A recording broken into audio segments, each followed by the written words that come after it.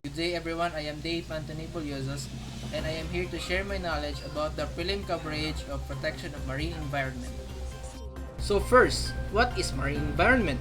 Marine environment means the physical, atmospheric, and biological components, conditions, and factors that interactively determine the productivity, state, condition, and quality of the marine ecosystem. It is an essential component of the global life support system.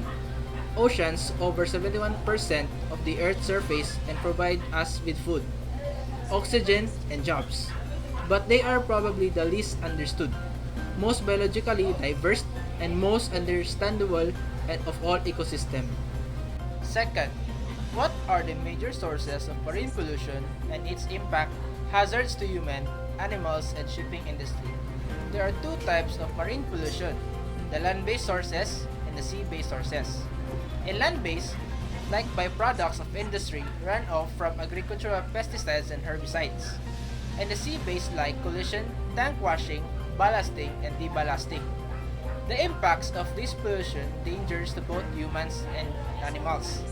Fish become tangled and injured in the debris, and some animals mistake items like plastic bags for food and eat them. Small organisms feed on tiny bits of broken down plastic called microplastic and absorb the chemical from the plastic into their tissues. Microplastics are less than 5 millimeters in diameter and have been detected in range of marine species, including plankton and whales. When the small organisms that consume microplastics are eaten by larger animals, the toxic chemicals then become part of their tissues. In this way, the microplastics of pollution migrates up to the food chain, eventually become part of the food of the human eats. So the third one is MARPOL. When we say MARPOL, it is not just marine pollution. The entire definition of it is the International Convention for the Prevention of Pollution from Ships. So the history of MARPOL. Preserving the marine environment through elimination of pollution by ships and offshore structures has been an IMO or the International Maritime Organization priority for over 5 decades. In 1973, the MARPOL Convention was signed, though it took till 1983 for the MARPOL 73-78 to come into effect. Though a total of 6 annexes, the scope of MARPOL has been dramatically extended. Regulated by the IMO, MARPOL 73-78 is the most important convention for the prevention of marine pollution from ships. MARPOL 73-78 combines the original 1973 Convention and the 1978 Protocol. As of December 31, 2005, 136 countries representing 98% of the global shipping tonnage are party to MARPOL. These are the 6 annexes of marine pollution. Annex 1. Prevention pollution by oil. The first annex came into force on 2nd of October 1983 and details the requirements to prevent pollution by oil and oily materials.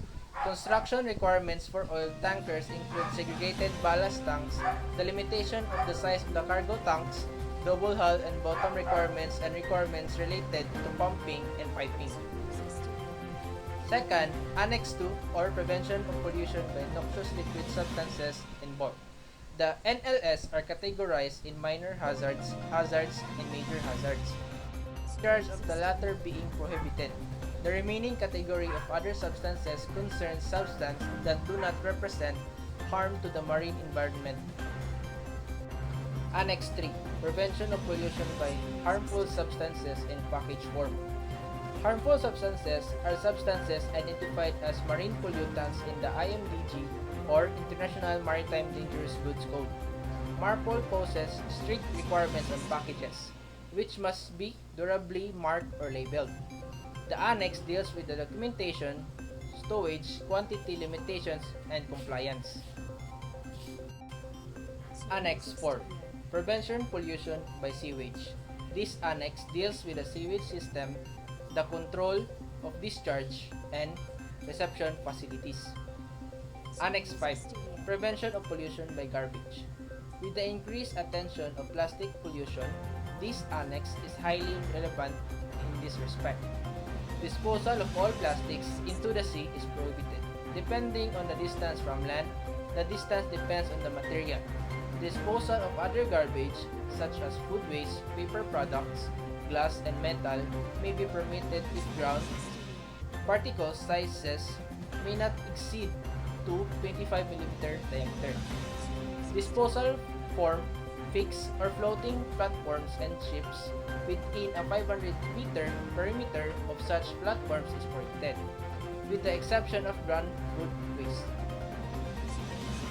Annex 6. Prevention of Air Pollution.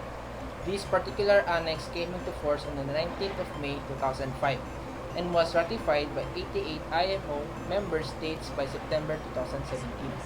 The annex was amended in 2008, introducing even stricter emission regulation as from 1st of July 2010.